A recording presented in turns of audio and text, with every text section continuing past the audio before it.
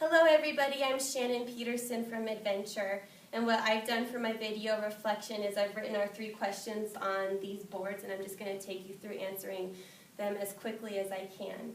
So our first question is, what's important to know about assessment for bilingual and multilingual learners? And I think first, you need to really support diverse cognitive needs, meaning that students should be able to show their understanding in more than one way, or whatever way is best for them. For example, you could write a story, or you could draw a picture, or draw a brain map of how you understand this concept.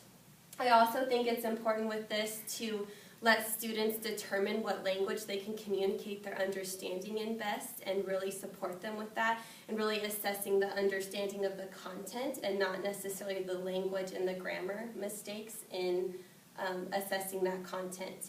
So for example, letting students write in English, Spanish, or a combination of that. And one way that I support that as a monolingual teacher is I'll just go to a teacher that is bilingual, and I'll just kind of explain the assignment to them and ask them to roughly translate the student's work for me, and then determine with that teacher if we feel like they have demonstrated their understanding of the content, yes or no. There also needs to be enough formative assessment to build up to the summative assessment to address needs and to address misconceptions in language, and just make sure that students have time for feedback and to improve before they are summatively assessed in that content.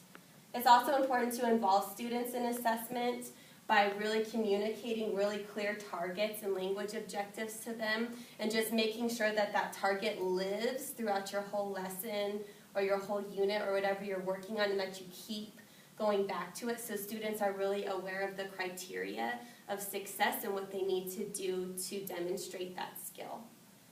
Okay, so moving on to the next question. How has your thinking about assessment changed throughout your experience in the class in the CLDE program? Well, one of the things that I really took away from the class and the program so far was that formative assessment really happens in 4 stages. You don't just do it and then you're done with it, but to be most effective it is 4 stages. So what I kind of did is I thought about our workshop lessons that we do at EL schools, which follow a certain format, and how to fit each of those formative assessment stages inside of the workshop format. So I'll just kind of quickly talk about workshop format and the stages. So typically at EL schools, you start with a hook, which could just be motivating the students to learn, getting them interested in the topic, and usually is when you share your learning target, which is, or language objective. And so that would be in the design and teach portion, which is the first step of formative assessment. So first we share the target, then we do a mini lesson, which is about 5 to 10 minutes of the teacher modeling the skill explicitly for kids. And then that goes into guided practice, where you're determining as a teacher if students are ready and what they need for the practice application portion, which is where they apply the skill independently. So in guided practice, we might, if we're writing, we might first just say what we're going to write about to a partner, and the teacher is listening, and we're starting to gather that student language sample. And I have my learning target tracker or conferring notes or something, and I'm going around and I'm paying attention to what kids are showing me that they need to support this practice application piece. So practice application is when students do that work independently, and that's usually when I confer with students one-on-one, where it's like, look, show me your work, what's easy, what's hard, and we talk about the learning target and their next steps. So that's when I'm analyzing what I'm collecting from my tools. And then we usually share our work after that, so students can feel pride in their work and share it with somebody else. That's another time where a teacher could be assessing what are they sharing with their partner, what more do they need, what are the misconceptions, what are they missing.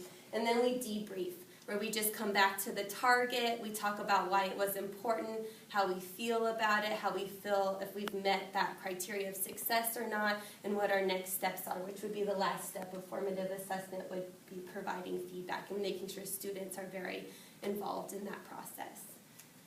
And the last question, how will you take your learning and advocate for fair and unbiased assessment for multilingual learners?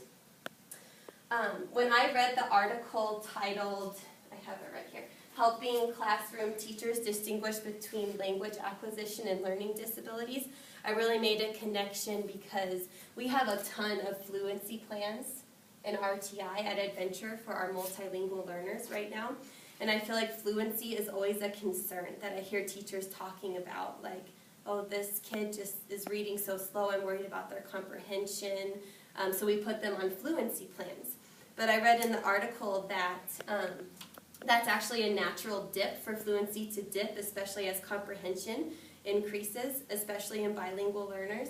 So it just kind of makes me want to advocate for that and look at that data more closely and determine, is this really a fluency issue, or do we need to go back to phonics and make sure that they're able to decode all of the words? Do we need to go back to vocabulary and do an intervention for that, or does it need to be a comprehension intervention? But just to look at that data more closely and not have all of those plans just be fluency plans. Really, what is the issue? And then also helping my building to recognize signs of giftedness in bilingual and multilingual students. I really loved this handout, which was another reading that we did, where it shows the bright child, gifted child, and the culturally and linguistically diverse child that's gifted. And it has like differences, for example, that the gifted bilingual, multilingual child might not ask a lot of questions in class because they see the teacher as a position of authority. So a teacher might dismiss that as not being gifted or engaged in class, but really they just respect the teacher so much that they don't want to question things. So just like really helping my building to recognize that bilingual or multilingual students definitely are just as gifted as our monolingual students. They just might show it in a different way. So thank you so much for listening to my video, everybody.